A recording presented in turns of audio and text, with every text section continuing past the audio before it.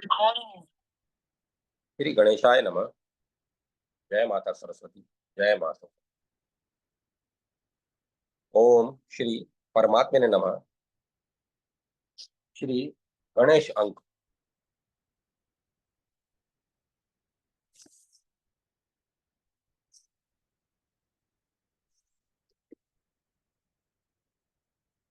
श्री गणेश चिंतन का शेष अंश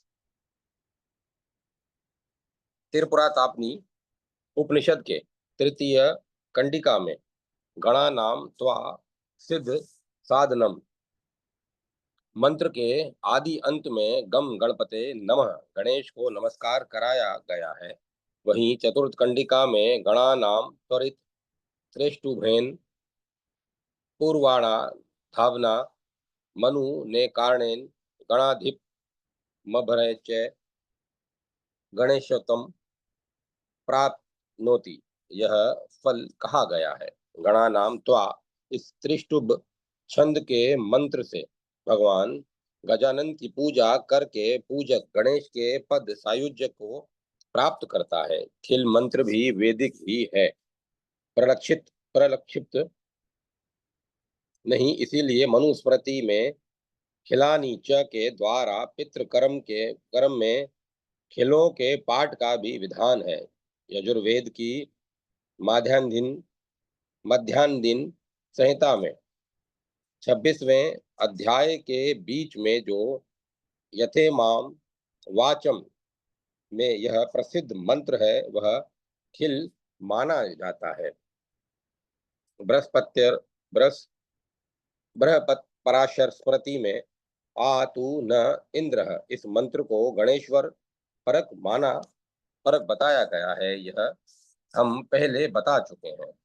इस मंत्र के पूर्वार्ध में ग्रहों से प्रार्थना है और उत्तरार्ध में धूम केतु शब्द से धूम्र केतु गणाध्यक्ष गणेश की प्रार्थना तथा चतुर्थ पाद में रुद्र देवताओं से प्रार्थना की गई है। गणेशा नाम त्वा इस यजुर्वेद के मंत्र के द्वारा अश्वमेध यज्ञ में अश्व की भी गणपति रूप से स्तुति की गई है। इसके भाष्यकार श्री महीधर भी प्रणयम लक्ष्मी च हरिम गणेशम के रूप में गणेश को भी वैदिक देवता मानकर उन्हें नमस्कार करते हैं। यजुर्वेद की मध्यान्ह दिन संहिता में आखुस्ते पशु कहकर चूहे को गणपति का वाहन माना गया है। यद्यपि इस मंत्र का देवता रुद्र है तथापि रुद्र सूक्त में ही नमो गणेभ्यो गणपतिभ्यश्च के द्वारा रुद्र का गणपति के रूप में वर्णन किया गया है। रुद्रस्य गणपत्यम में रुद्र का गणपतित्व कहा गया है। यह पुत्र आत्मा मनुष्य के अनुसार है। इसमें वैदिकता है। वैदिक यज्ञ की क्रिया में चूहे के बिल की मिट्टी लाई जाती है। अतएव उसके अध्यक्ष गणपति की भी यज्ञ में पूजा होती है। गणा नाम त्वा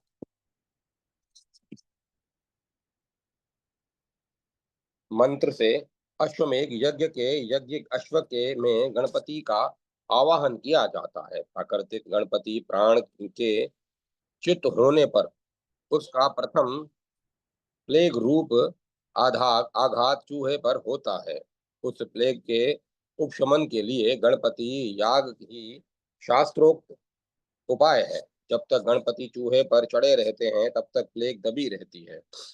गणेश का विघ्नेश्वर नाम देकर ये गणेश विघ्न विनाशक कैसे हो सकते हैं। अच्छे कार्यों में विघ्न डालने वाले होने से वे उपदेव व अनार्य देव हुए। यह कईयों का कहना भी अज्ञानातिशय के कारण है। मृगेंद्र सिंह मृगों का स्वामी होता हुआ मृगों का विनाशक भी होता है। जगदीश्वर जहाँ जगत का स्वामी है वहाँ जगत संहारक भी है। एक ही देव को जब कर्ता, भरता और हरता भी माना जाता है, तब विघ्नेश्वर की विघ्न विनाशकता के विषय में शंका का अवकाश ही कहाँ। ईश्वर में अनुग्रह के समान निग्रह की भी शक्ति हुआ करती है। माहेश्वर क्या संहारक नहीं? गणपति को उपनिषद में सर्वेश्वर भी माना जाता है। जो सर्वेश्वर है वह विघ्नेश्वर भी है। विघ्नेश्वर के व्यापार विघ्नों की भी हमें आवश्यकता पड़ती ही है। जिस व्यक्ति को लगातार दस्त आ रहे हों उसमें यदि विघ्नेश्वर प्रतिबंध स्वरूप विघ्न न डाले तो वह व्यक्ति समाप्त हो जाए। एक बार किसी राजा की एक उंगली कट गई। उसे देखकर मंत्री ने कहा, जो विघ्नेश्वर करता है ठीक ही करता है। राजा ने उससे क्रुद्ध होकर मंत्री को निकाल दिया। मंत्री ने इस विघ्न को भी अच्छा समझा। एक बार राजा सेना से अलग हो गया। जंगल में उसे अकेला पाकर कापालिक लोगों ने देवी के आगे बलि देने के लिए उसे पकड़ लिया। बलि देने के समय उसे विकलांग देखकर उन लोगों ने उसकी बलि नहीं दी, बल्कि वह छोड़ दिया गया। तब राजा को मंत्री की बात ठीक ज्ञात हुई। उसने मंत्री को फिर से बुला लिया। राजा ने मंत्री से कहा, तुम्हारा मेरे द्वारा निकाला जाना तो तुम्हारे हक में ठीक नहीं था, परंतु तुम उसे शुभ ही मानते हो, यह कैसे? इस पर मंत्री ने कहा कि आप तो अंग भंग होने के कारण बलिदान से बच गए, किंतु मैं यदि आपके साथ होता तो पूर्णांग होने से मेरी अवश्य बलि दे दी जाती। अतः आप द्वारा मेरा निकाला जाना मेरे लिए विघ्न स्वरूप होने पर भी शुभ ही हुआ। इसीलिए विघ्नेश्वर ने विघ्नों से भी लाभ ही विघ्नेश्वर के विघ्नों से भी लाभ ही होता है। यदि विघ्नेश्वर के विघ्न न हो तो पुरुष अशुभ व्यवहारों से निवृत्त कैसे हो? इन उन पाप कार्यों में विघ्न ही तो पुरुष की उनसे रक्षा करते हैं। प्रतिबंध स्वरूप विघ्न होने से ही हमें सुख तथा दुख भी क्रमशः मिलते हैं। अप्रतिबंधवश निरंतर सुख मिले तो हम अभिमत होकर अपना पतन कर डालें और निरंतर दुख मिले तो हम निराश होकर मर जाएं। संसार रूपी गाड़ी को ही लीजिए, वह एक व्यवस्था कैसे चले, उसमें प्रतिबंध स्वरूप विघ्न न हो तो गाड़ी किसी स्टेशन पर रुके ही नहीं। फिर यात्री उस पर कैसे चढ़े या उतरे? बिना लाइन क्लियर के वह कहीं जा टकराए तो बड़ी हानि ही हो जाए।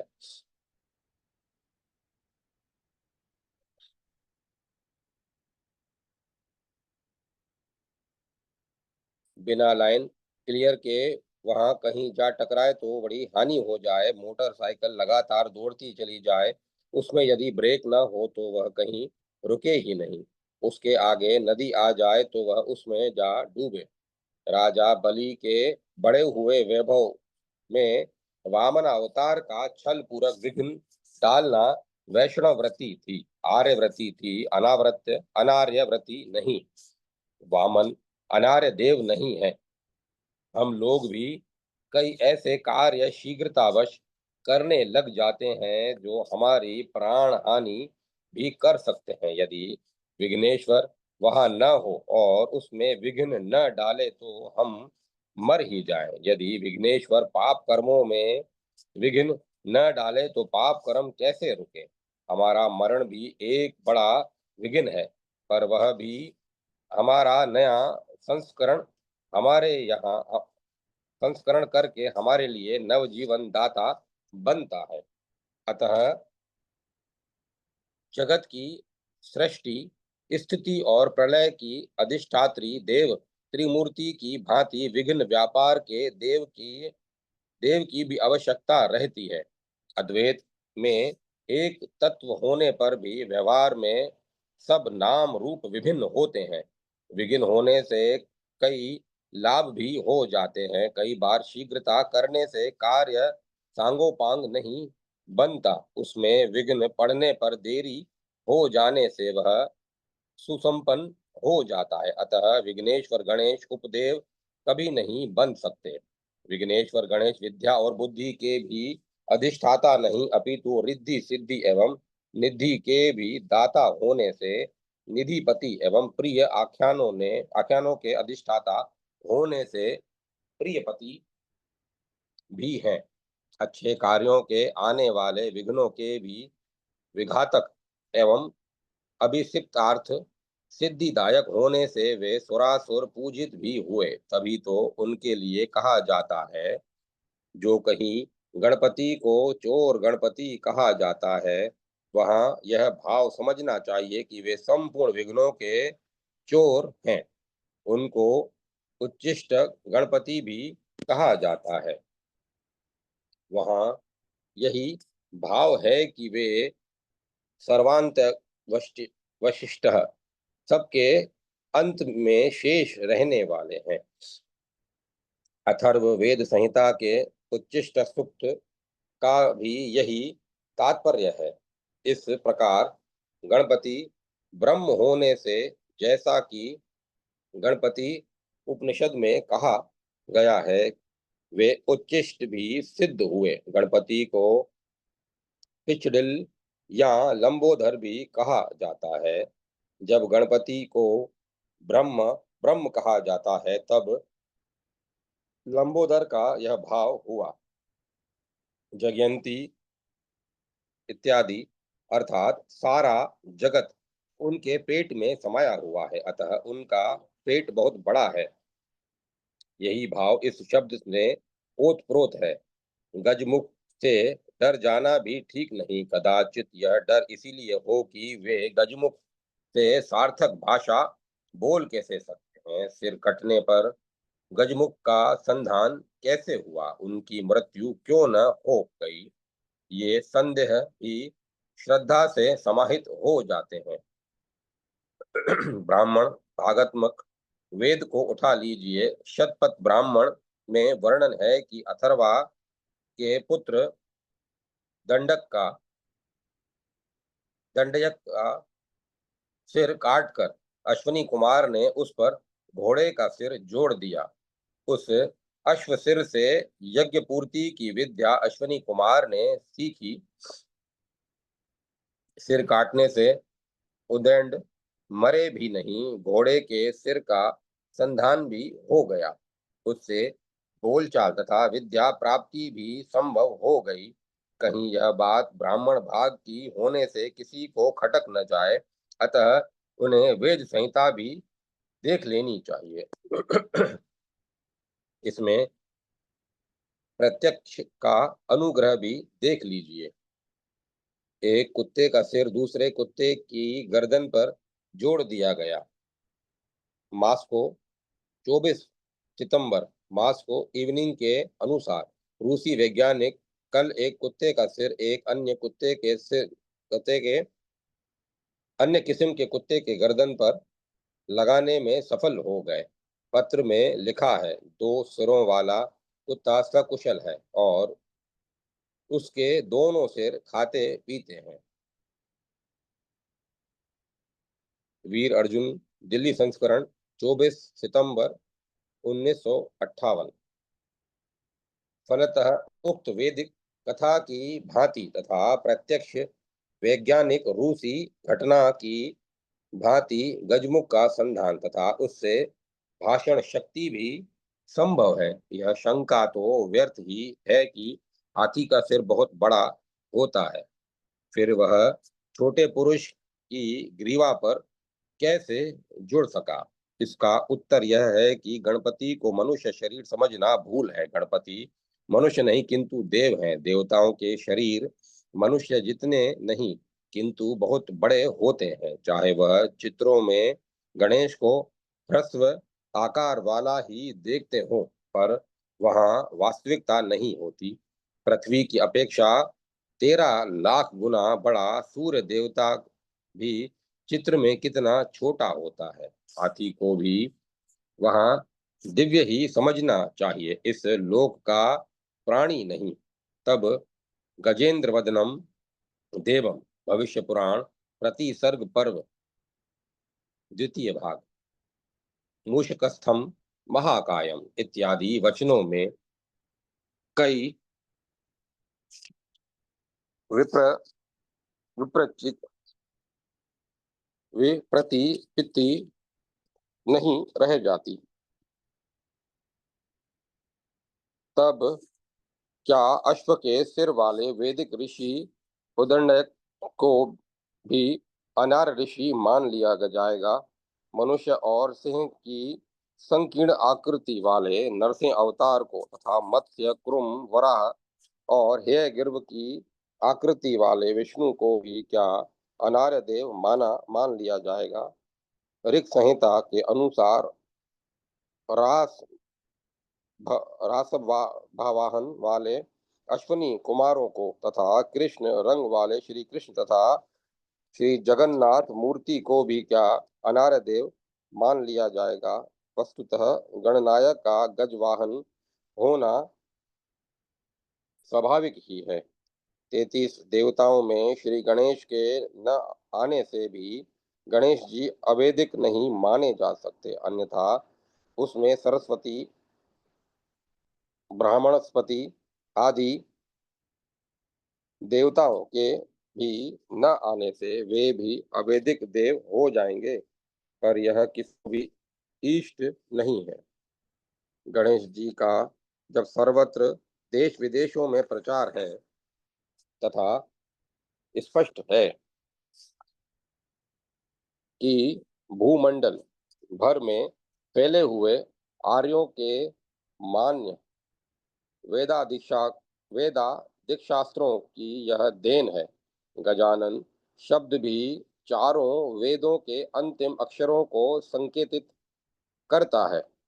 ऋग से ग, यजुः से जा, सामन से न और अथर्वन से न।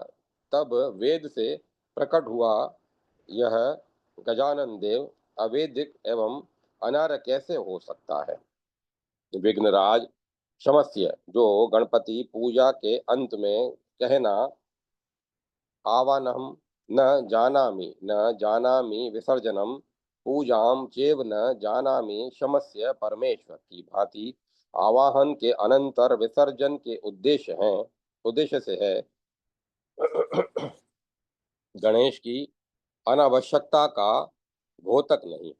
गणेश की एक मूर्ति ओम भी है, उसमें आरंभिक भाग गज का शुंडा दंड है, ऊपर का अनुनासिक भाल चंद्र है एवं दाहिने में गोलाकार मोदक लड्डू है।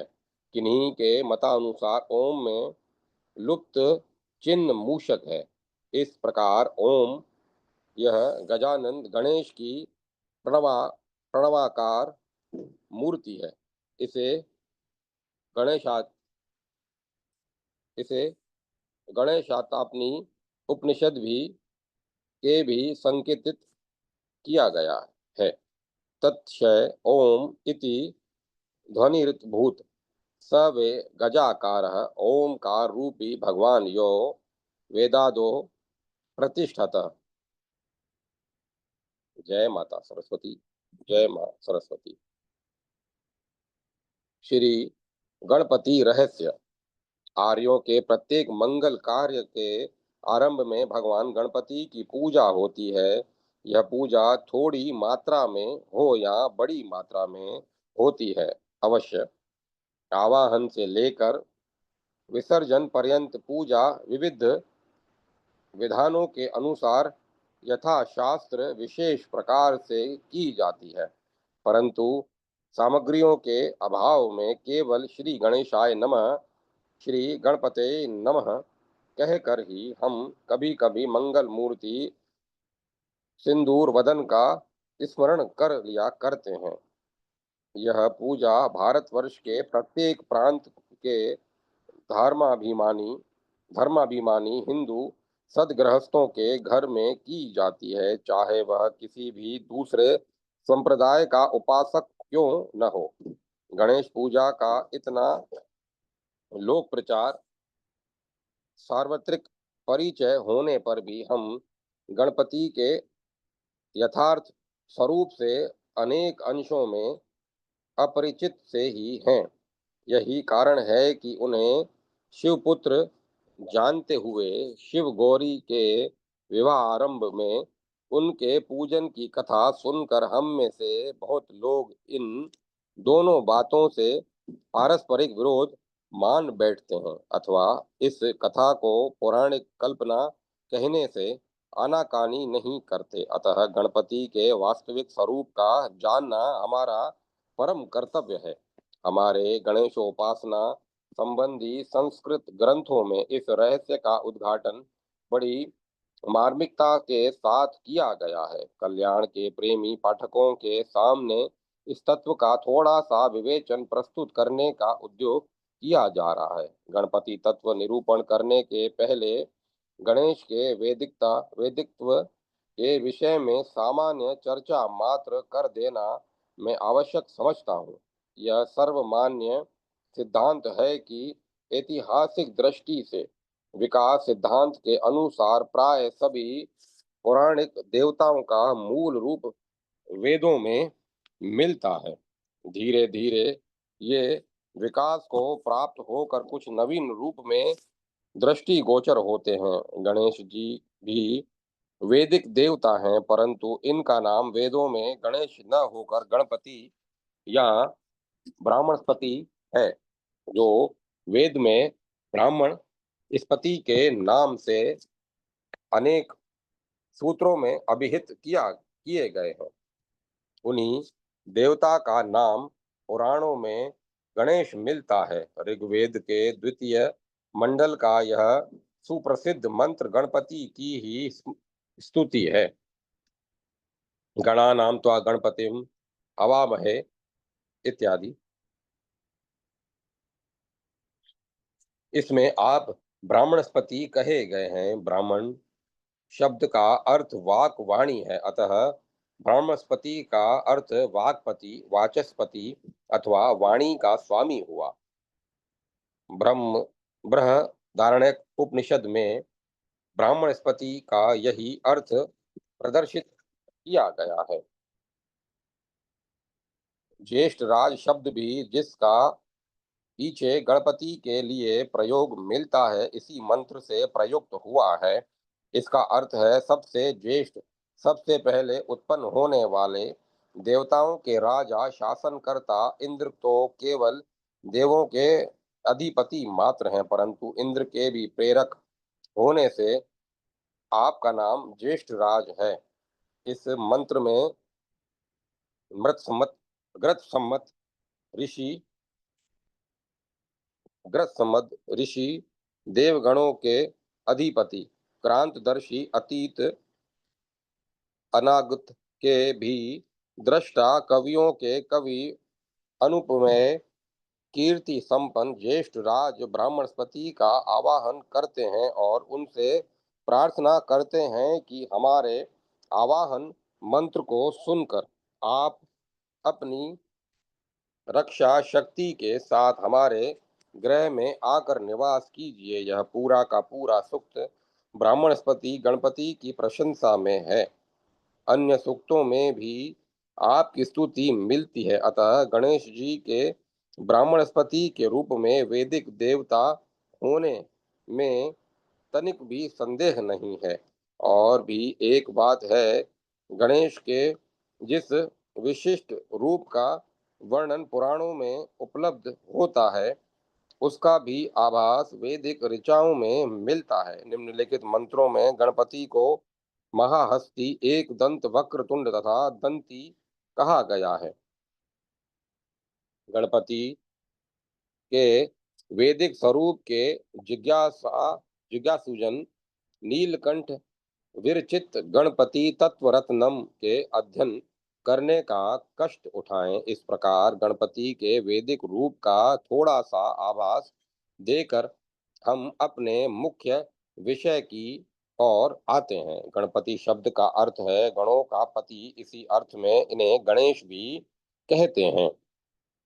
यहाँ गण शब्द का अर्थ जानना आवश्यक है। गण समूह है। समूहवाचक गण धातु से गण शब्द बना है, अतः इसका सामान्य अर्थ समूह समुदाय होता है, परंतु यहाँ पर इसका अर्थ देवताओं का गण, महतत्व, अहंकार आदि तत्वों का समुदाय तथा सगुण निर्गुण ब्रह्म है। अतः गणपति शब्द से यह सूचित होता है कि आप समस्त देवता वृंद के रक्षक हैं। महतत्व आदि जितने सृष्टि तत्व हैं उनके भी आप स्वामी हैं, अर्थात इस जगत की उत्पत्ति आपसे ही है। सगुण निर्गुण के पति होने से गणपति ही इस जगत में सबसे श्रेष्ठ तथा माननीय देवता देवादि देव हैं। गण की दूसरी व्याख्या से आपका जगत कर्तव्य और भी अधिक रूप से स्पष्ट प्रतीत होता है। मानो वाणी में सकल दृश्याय दृश्य विश्व का वाचक ग अक्षर है तथा ण अक्षर के द्वारा जितना मनोवाणी समन्वित तथा तद्वित रहित जगत है सबका ज्ञान होता है। उसके पति या ईश होने के कारण हमारे आराध्य गणेश सर्वतो महान देव हैं। गण शब्द की यह व्याख्या मोदगल पुराण में इस प्रकार निरूपित है। अब गणपति के रूप पर तनिक दृष्टि डालिए। उनका मुख हाथी का सा बतलाया जाता है। इसी से आपको गजानन, गजास्य, हिंदुरानन आदि नामों से अभिहित किया जाता है। चित्र विचित्र रूप के लिए पुराणों में समुचित कथानक भी वर्णित हैं, परंतु इस रूप के द्वारा जिस अव्यक्त भावना को व्यक्त रूप दिया गया है वह नितांत मनोरम है। गणपति के अंतर्निहित गूढ़ आध्यात्मिक तत्व को जिस ढंग से इस रूप के द्वारा सर्व जन संवेद बनाने की चेष्टा की गई है वह वास्तव में अत्यंत सुंदर है। गणपति के ब्राह रूप को समझना क्या है, उनसे आभ्यंतर गुहा स्थित सत्य रूप की पहचान करना है। इनका रहस्य जानने के लिए यह बड़ी भारी मूल्यवान कुंजी कुंजी है। गणेश जी के सारे अंग एक प्रकार के नहीं है। मुख तो है गज का, परंतु कंठ के नीचे का भाग है मनुष्य का। इनके देह के में नर तथा गज का अनुपम सम्मिलन है। गज किसे कहते हैं? गज कहते हैं साक्षात ब्रह्म को। समाधि के द्वारा योगी राज जिसके पास जाते हैं, जिसे प्राप्त करते हैं, वह हुआ ग। समाधिना योगिनो यत्र गच्छतीति गह, तथा जिससे यह जगत उत्पन्न होता है वह हुआ ज। यस्माद् बिंब प्रतिबिंबतया प्रणवात्मकं जगज्जायते इति जह। विश्व कारण होने से वह ब्रह्म गज कहलाता है। गणेश का ऊपरी भाग गज का सा है, अर्थात निरूपाधि ब्रह्म रूप है। ऊपर का भाग श्रेष्ठ अंश होता है। मस्तक देह का राजा है, अतः गणपति का यह अंश भी श्रेष्ठ है, क्योंकि वह यह निरा निरु निरुपाधि उपाधि रहित माया छिन्विन ब्रह्म का घोतक है। नर से अभिप्राय मनुष्य जीव अथवा सोपाधि ब्रह्म का है।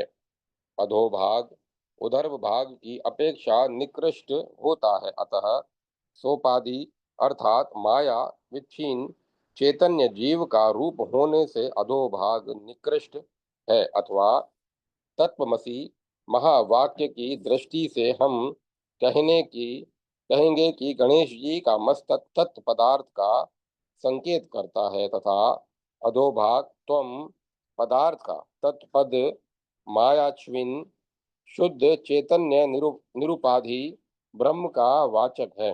अतः गजानंद के उत्तमांग द्वारा उसका घोतक नितांत उचित है। त्वम पद उपाधि विशिष्ट ब्रह्म अर्थात जीव का घोतक है। अतः गजानंद के नराकार अधोभाग द्वारा उसको अभिव्यक्त कराना समुचित समुचित ही है। इन दोनों पदार्थों का असी पद प्रतिपाद समन्वय गणपति के प्रत्यक्ष रूप से दिखाई पड़ता है।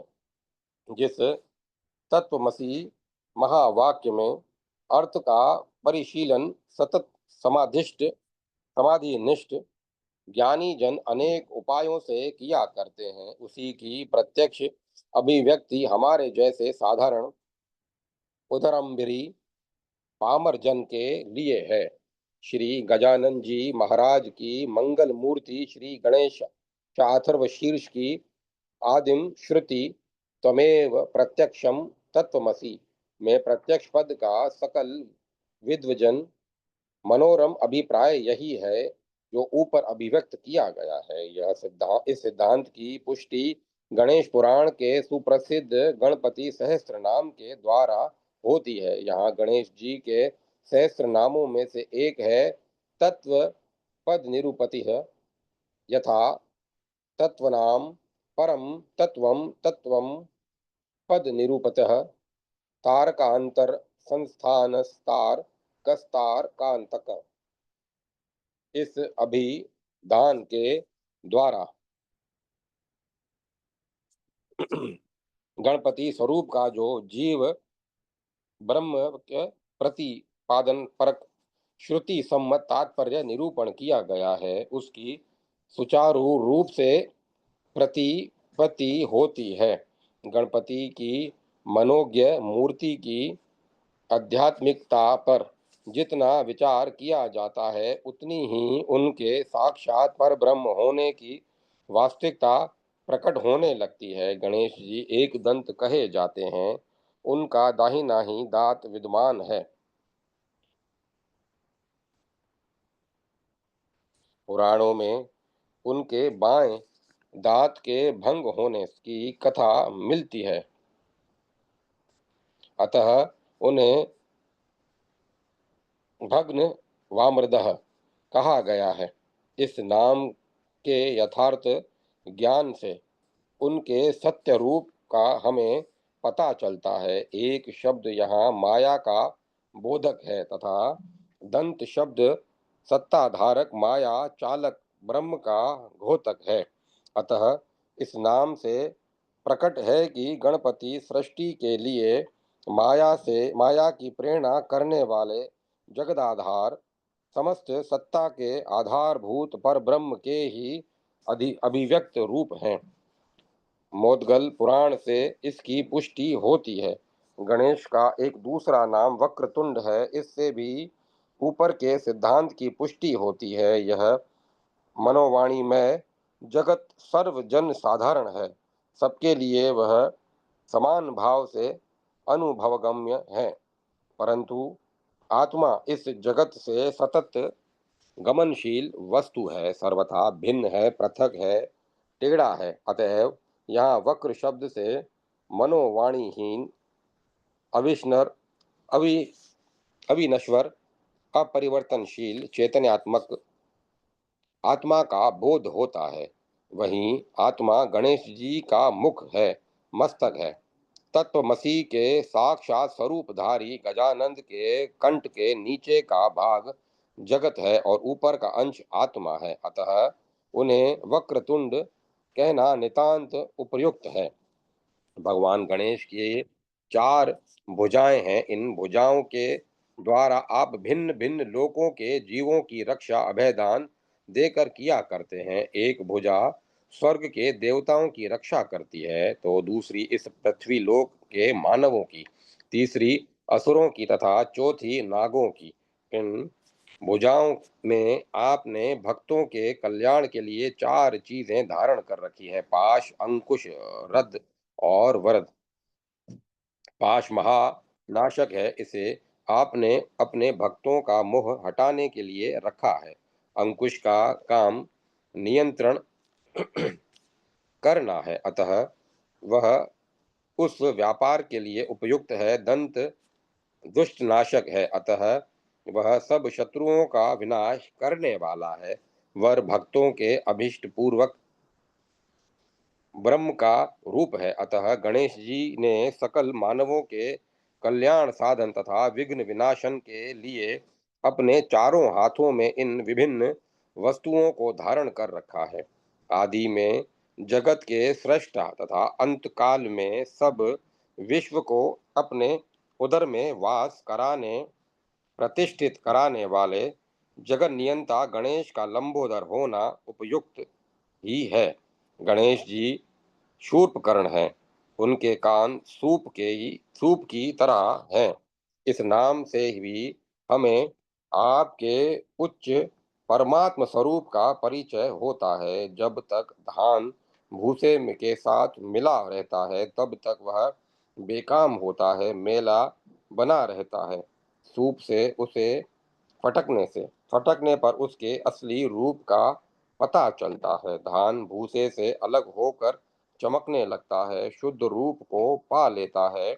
इसी प्रकार ब्रह्म जीव रूप में माया के साथ मिलकर मलावरण से इतना अच्छान हो गया है कि उसका असली प्रकाशमय रूप बिल्कुल आवृत हो जाता है। ऐसी अवस्था में सद्गुरु के मुख से निकला हुआ गणेश नाम वर्ण कुहर के द्वारा मनुष्य के हृदंत होकर सूप की तरह पाप पुण्य को अलग कर देता है तथा भगवान शूर्पकर्ण की उपासना माया को बिल्कुल हटाकर चेतनात्मक ब्रह्म की प्राप्ति कराती है। अतः आपके शूर्पकर्ण नाम की सार्थकता स्पष्ट रूप से प्रतिपादित होती है।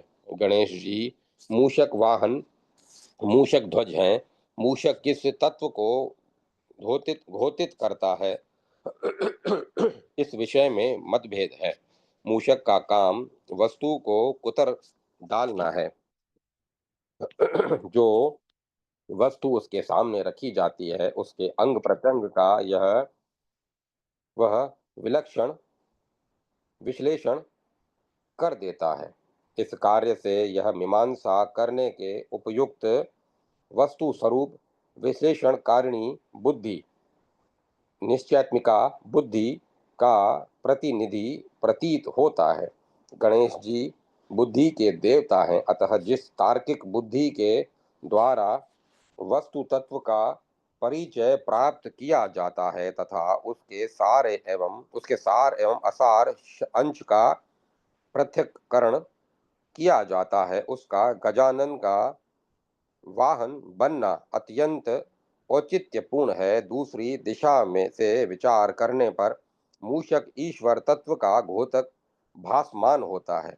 ईश्वर अंतर्यामी है, सब प्राणियों के हृदय में निवास करते हैं। सब प्राणियों के द्वारा प्रस्तुत किए गए भोगों का वे भोग करते हैं, किंतु अहंकार के कारण मोह युक्त प्राणी इसे नहीं जानता। यह वह तो अपने को ही भोक्ता समझता है, परंतु वस्तु स्थिति ऐसी नहीं है।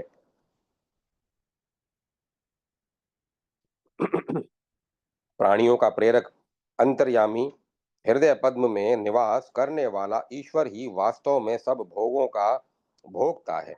इस अवस्था में मूषक की कार्य पद्धति उस पर खूब घटित है। मूषक भी घर के भीतर पेट कर चीजें चुराया करता है, परंतु घर के मालिक को इसकी तनिक भी खबर नहीं होती।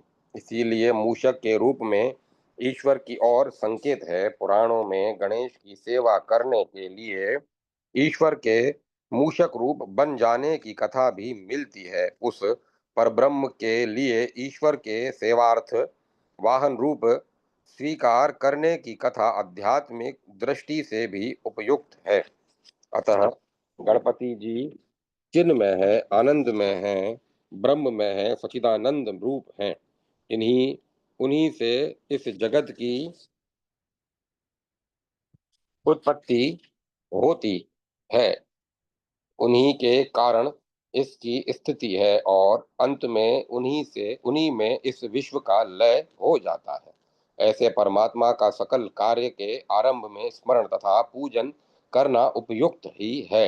एक बात और भी है, गणेश की मूर्ति साक्षात ओम सी प्रतीत होती है। मूर्ति पर दृष्टिपात करने से ही इसकी प्रतीति नहीं होती। प्रत्युत शास्त्रों में भी गणेश जी ओमकारात्मक माने गए हैं। लिखा है कि शिव पार्वती दोनों चित्रलिखित प्रणव ओम पर ध्यान से अपनी दृष्टि लगाकर देख रहे हैं।